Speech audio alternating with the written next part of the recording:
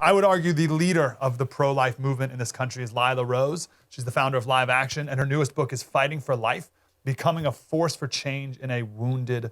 I wanted to start with the wounded world. Why is that part important?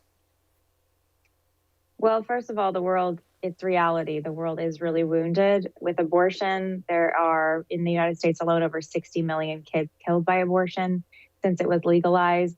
Globally, in the last 2 decades, they say it's up to 2 billion children have been killed globally in the last 20 plus years. So that's a lot of wounds, not just the deaths of those kids, but the parents, the fathers, the mothers, and just the societal harm that comes with that.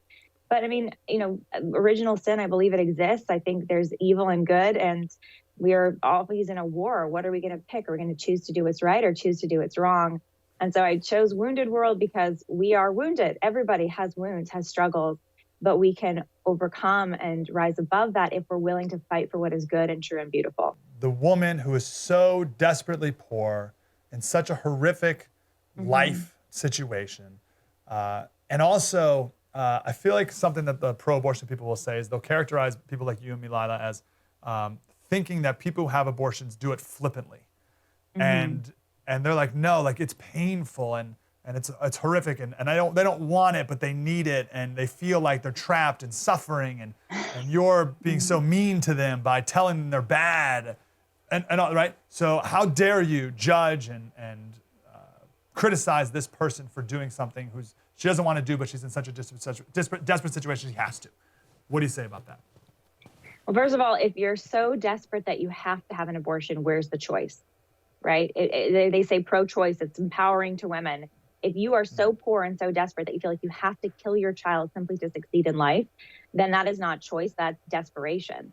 So I think you have to call it for what it is, that if there are people out there that do live in fear, that are struggling tremendously. Do we offer them a lethal option against a family member as a solution to their struggles, or do we help get them out of their struggles? When a poor woman has an abortion, she's still poor afterwards.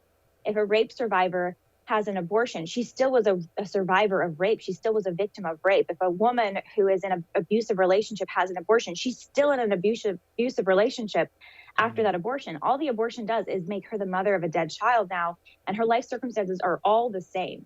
So the solution, and what the pro-life community does, and you know this, Mike, the pro-life community is focused on truly empowering women, giving them options, helping them with their children, helping them if they choose place for adoption, helping kids in foster care. I mean, that's our focus as a movement, along with education and legal advocacy.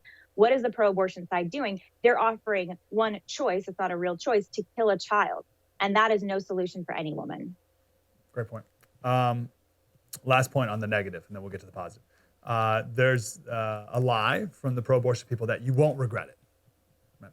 And they even had some survey where like a percentage of women who had an abortion didn't regret it at all. And obviously it's a ridiculous survey, but I think one of the best ministries that these pro-life centers have, one of the best, is dealing with women who've had abortions and years and decades later, and minister to them.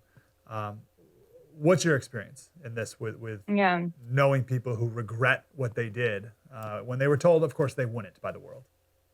Yeah, well, first of all, it's really telling that many of the pro-life organizations that exist are populated by women in leadership who have had abortions, and they so deeply regret and are pained by that, the loss of that child, that they want to now fight for life to prevent other women from making the same mistake.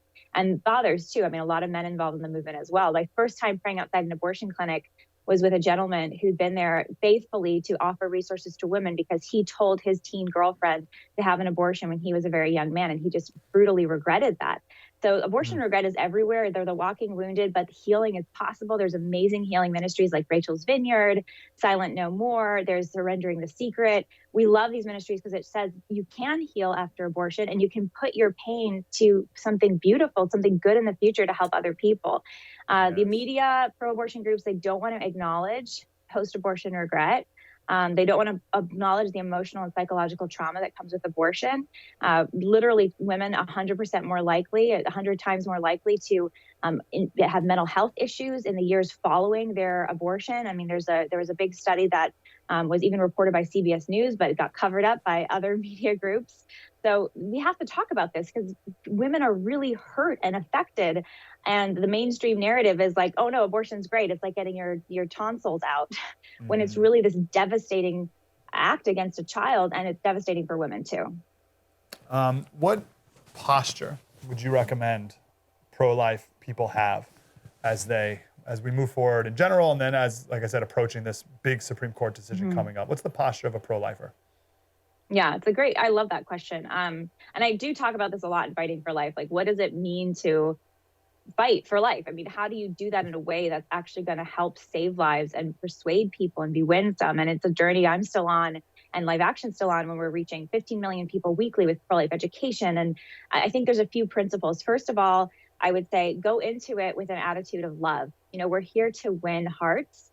We're not here to beat people in a debate. You know, the pro-life case is super strong. You know, fighting for human life it should be obvious to all of us that that's what we should all do. Human rights begin in the womb when human life begins. It doesn't start at birth. You know, all humans have human rights.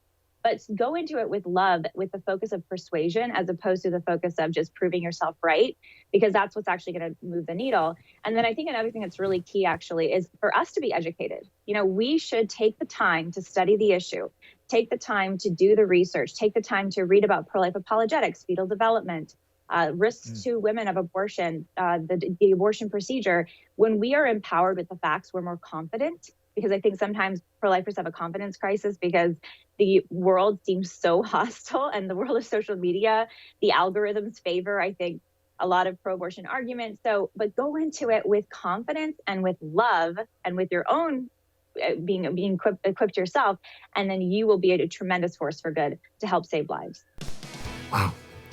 That was deep and insightful. I want more of that. Subscribe, get more.